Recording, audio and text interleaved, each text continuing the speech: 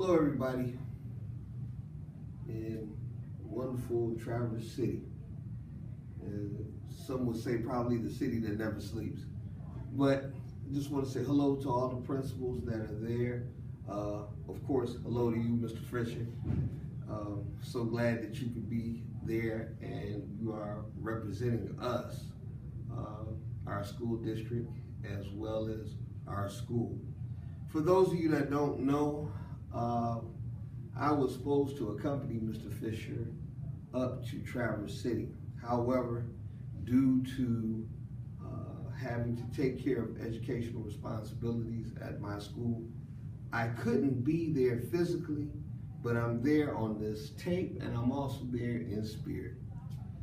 Just want to tell you this. We're talking about today, ladies and gentlemen, we're talking about data dialogue. When we talk about data dialogue, it's kind of a conversation.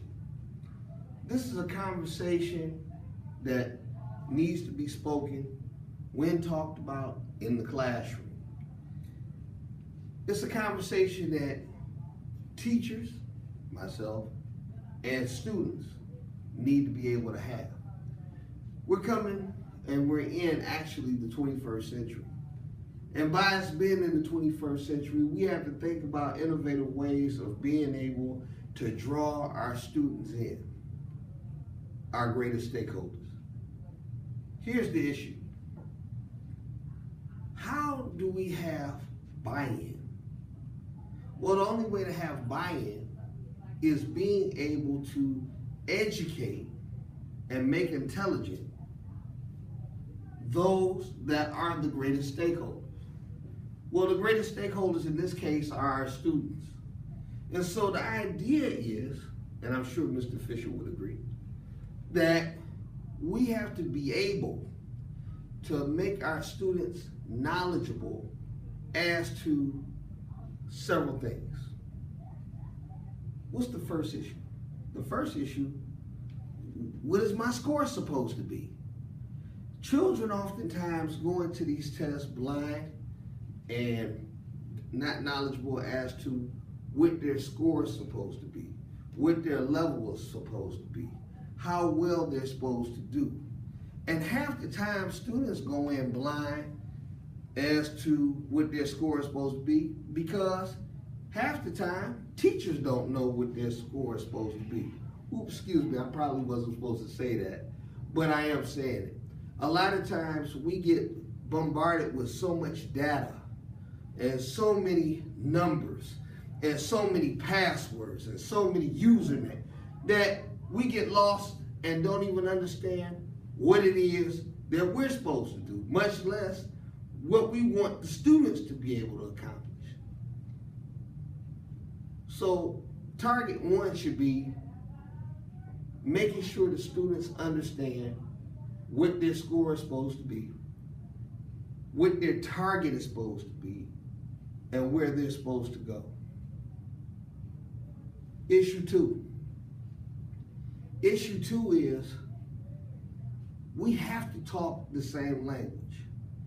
Amazingly enough, if you really want to think about this, if I go into a restaurant and it's all people that speak Spanish as far as their language, and I'm an English-speaking person, I'll be hard-pressed to be able to put my order through. Why? Because we're not speaking the same language. They're speaking Spanish and I'm speaking English, and it's just a clash, and there's no communication. Well, the same thing happens in the classroom. When we're talking about data dialogue, students need to know what an outlier is. Students need to be able to understand what a mean score is. Students need to be able to know how are they able to grow exponentially from this period, from period A to period C to period Z. These are the issues. So communication would be issue number two.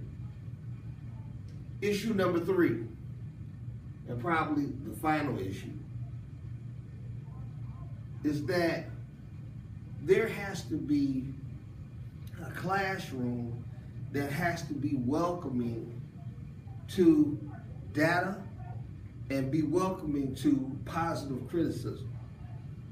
I had to explain to my students, and I had to talk, and you'll see in the videotape and you'll see in the video that we had to have a common conversation. And the common conversation is that, listen, some of us did great, some of us did okay, some of us didn't do so great. But in us not doing great, we're here for one goal and for one communication. And that one communication is the success of all students.